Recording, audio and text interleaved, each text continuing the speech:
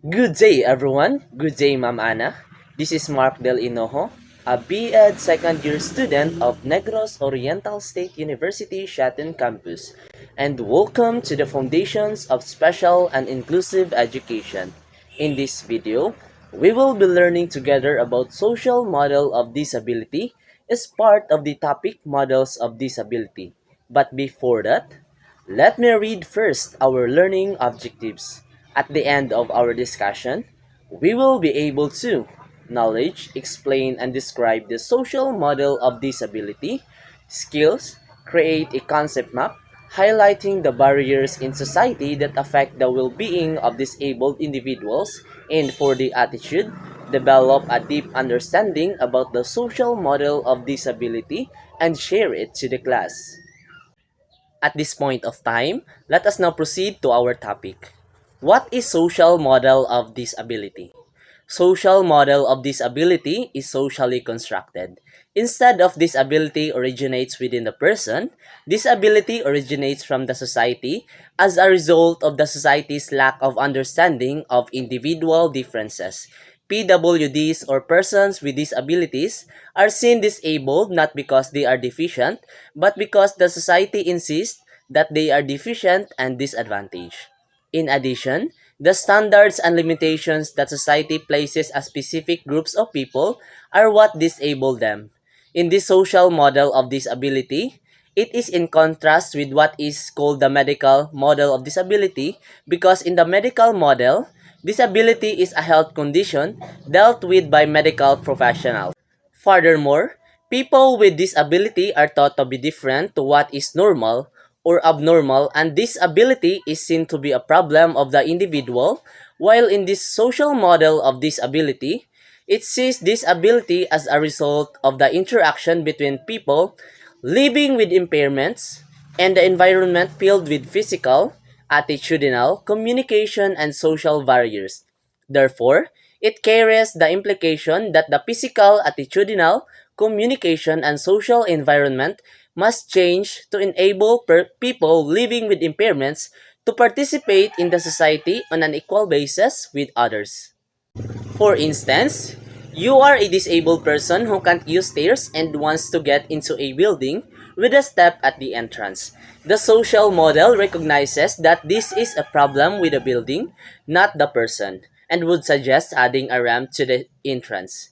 Another example, you are a teenager with a learning difficulty who wants to live independently in your own home, but you don't know how to pay the rent. The social model recognizes that with the right support on how to pay the rent, you can live the life you choose. The medical model might assume that the barriers to independent living are insurmountable, and you might be expected to live in a care home.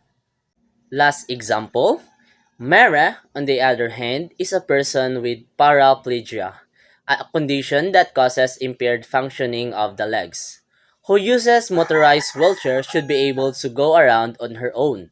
The mayor of her town put up an elevator by the footbridge to help people get easily without having to climb up to the stairs. Although there are some facilities in the footbridge to get her from her one side of the highway to other, she wonders how she could get to the footbridge from her house. Public transportation, unfortunately, is not accessible from her home, and even if it were, none of those transportation would be able to take a wheelchair. From those examples, we can infer that it shows what is truly disabling a person. It is not the physical condition the way the medical model would adhere to, but the lack of opportunities and restrictions given to a person as the social model would push for. The struggle for equality is often compared to the struggles of other socially marginalized groups. Equal rights are said to empower people with the ability to make decisions and the opportunity to live life to the fullest. An illustration of the model of disability in practice would be a town designed with wheelchairs in mind, with no stairs or escalators. If we design our environment this way, wheelchair users would be able to be as independent as everyone else. It is the society which put these barriers on people by not making environments more accessible to everyone. Professor Michael James Hiles Oliver, or popularly known as Professor Mike Oliver, a British sociologist, author, and disability rights advocate, and the first professor of disability studies in the world. He is the leading figure in the British disability movement and bridged its activist and academic wings and popularized the concept of the social model of disability. Growing acceptance of the social model of disability, by which the individuals is regarded as disabled by society and their environment rather than their own impairment, has been key to the emancipation of disabled people over the past 40 years. According to him, I did want to provide an alternative, more optimistic picture that was not about simply seeing disability as purely tragic, disabled people as unemployable, and so on. It was about having an optimistic view of what disabled people could achieve if many of the barriers they face were removed. In his work, he comprehensively explained that society is the disability, not the individual, and goes to demonstrate that by changing society, by removing disabling barriers, disability could be minimized to the point of eradication.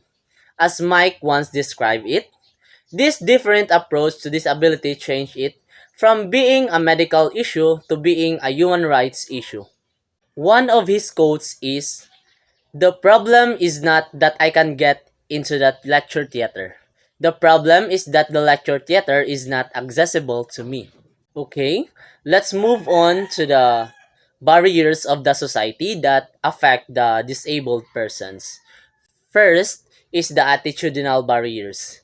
These are barriers created by people who see only disability when associating with people with disabilities in some way. These attitudinal barriers can be witnessed through bullying, discrimination, and fear. These barriers include low expectations of people with disabilities, and these barriers contribute to all other barriers. In addition, attitudinal barriers are pervasive negative perception and value systems that focus on a person's disability rather than their ability and other valued characteristics. Attitudinal barriers may be present in societies, communities, or in specific individuals.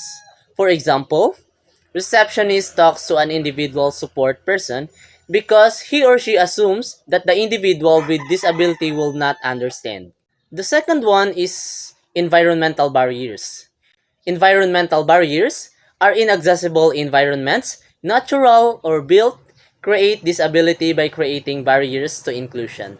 Environmental barriers often limit or prevent a person with disability from fully participating in social, occupational, and recreational activities.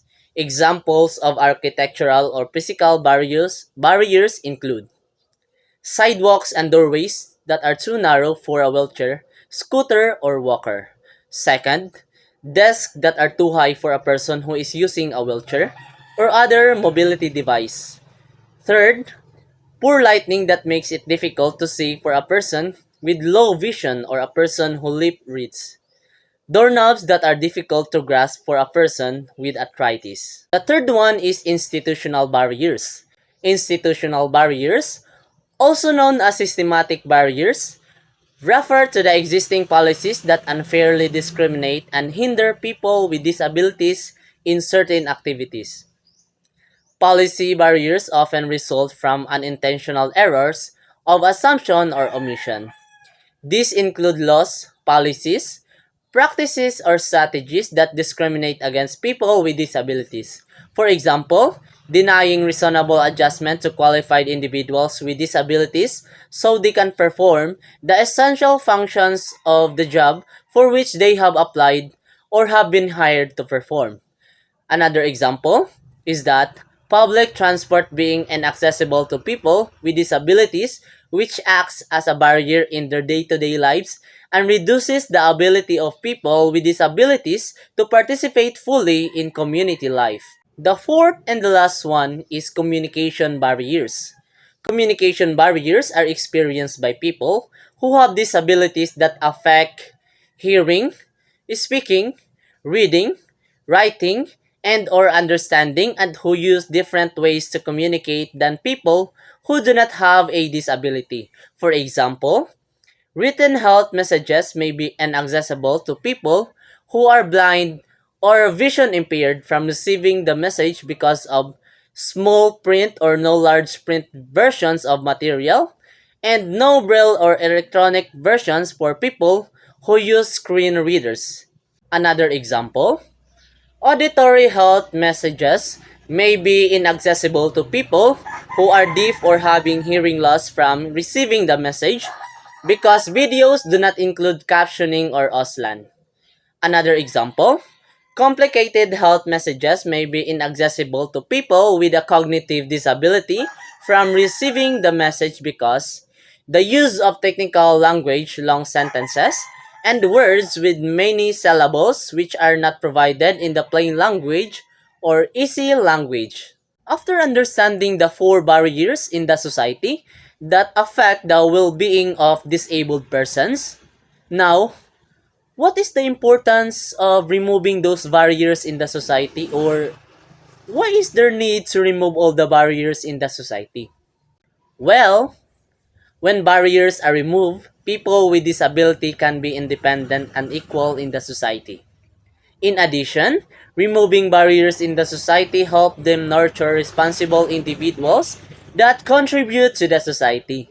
These abilities do not make a person a less functional member of the community, and by giving equal opportunities and the corresponding respect, we grow a sense of confidence in the people with disabilities and cultivate a sense of belongingness. At this point of time, what is the significance of social model of disability to our community and to our society in general?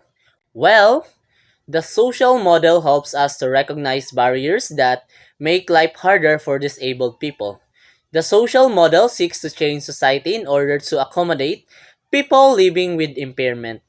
It does not seek to change persons with impairment to accommodate society, but it supports the view that people with disability have a right to be fully participating citizens on an equal basis with others. Now, what is the impact of social model of disability to special and inclusive education? Examining the different models of disability provides insight to the conceptions and attitude towards the disabled community. For this reason, they are crucial guides on the roadmap to a more inclusive classroom where the needs of all learners are met. By understanding the models of disability, teachers can use these models as a framework for an accurate classroom discussion, materials, and the lessons that acknowledge the multifaceted identities and experiences of disabled individuals. So, that's all for today's discussion. I hope you have learned something from today. Once again, I am Mark Del Pirater Inojo, a BEd second year student of Negros Oriental State University, and that's all for today. Bye-bye! I got my head out the sunroof. I'm blasting